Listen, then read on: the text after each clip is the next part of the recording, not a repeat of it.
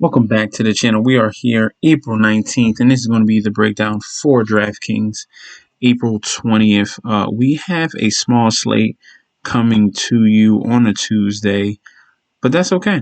There's still some gems left that we have on tomorrow's slate. I got my plays right here for you guys to look and see. And we're going to start off with the point guard position, 7K and below. We're going to go with Derrick Rose going up against the Charlotte Hornets. This man has been getting, an increase in minutes. It depends on the game type, if they really need him, or more of an overtime situation. But Derrick Rose has been stepping up.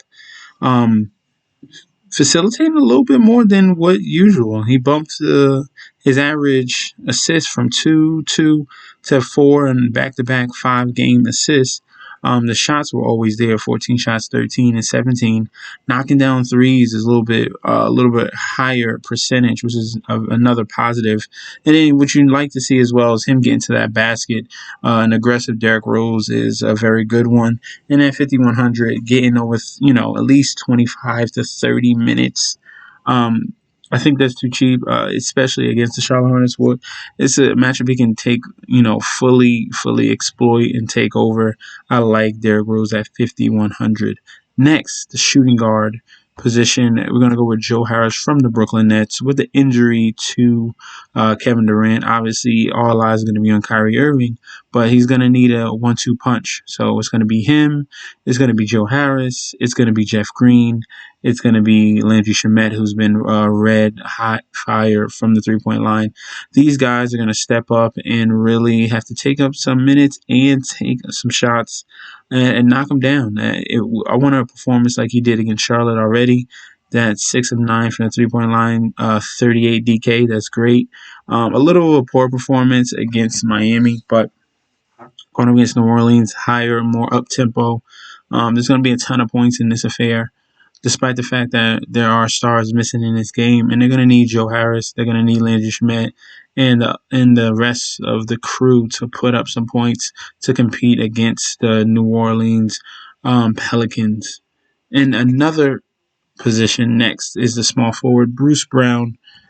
This man, not really much of a scorer, but he provides so many other peripherals, steals, blocks, rebounds. Because when we go small, he's kind of like our power forward / small forward in there, and he plays big. He gets his rebounds.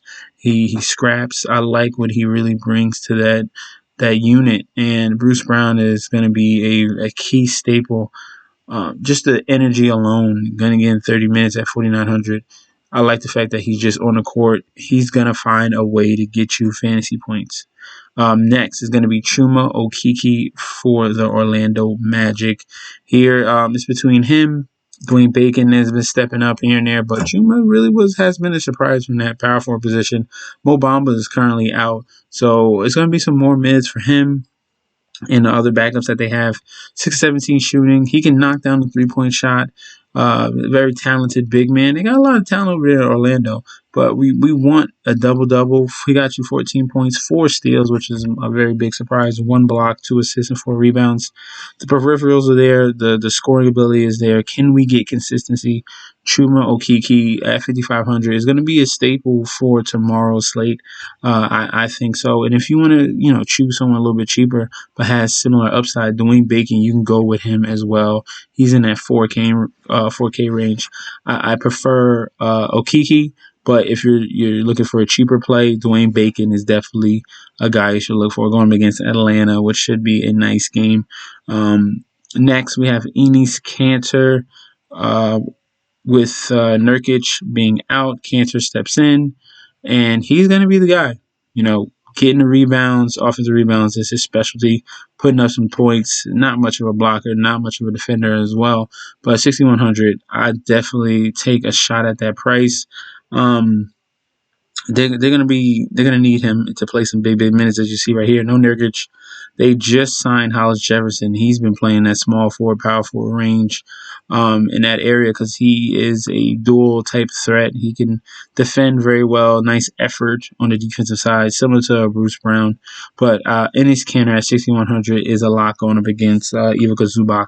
And then last but not least, Steven Adams going up against. He's going to be banging with DeAndre Jordan since Nicholas Claxton is out. He should have a formidable, position in this game. They're going to need him out there, and there's going to be a ton of shots getting thrown up. So the rebounds are going to be a plus. He had 16 against Sacramento, 12 and 14 against New York and Washington in back-to-back games. A double-double is what I'm looking for, and they only bumped his price only $200. I think that's too cheap. That is another solid center play. Let's look over to FanDuel, see if we can compare some of these prices. I love that Derrick Rose. He is more expensive on FanDuel, $700 more. I prefer him on DraftKings, but it's a solid play on either site. Joe Harris is $59. He is way cheaper on FanDuel. That can be a lock right there because he's going to get a ton of minutes and a ton of shots. With no KD present, he's the next best scorer for the Brooklyn Nets. Bruce Brown you can get for $100 cheaper. I like him on both sites. Truma Okeke is $5,400 compared to $55, just a little cheaper. So it's looking like FanDuel has the better value for tomorrow's slate. And then even Enes Kanter at $5,500 compared to $61. That's another thumbs up for the center position. Pay low, even though you got Karl Anthony Towns in an absolute killer spot. And then Steven Adams at 6K compared to 52. So more expensive on FanDuel. Total fade on FanDuel. If it was up to me, I'll either play Karl Anthony Towns, just throw him in there because he's just in a great spot, or you can go for the cheaper option and get Enes Kanter and pay up at others. Okay, it's up to your discretion. But that is tomorrow's core. Let me know how you guys feel about tomorrow's core.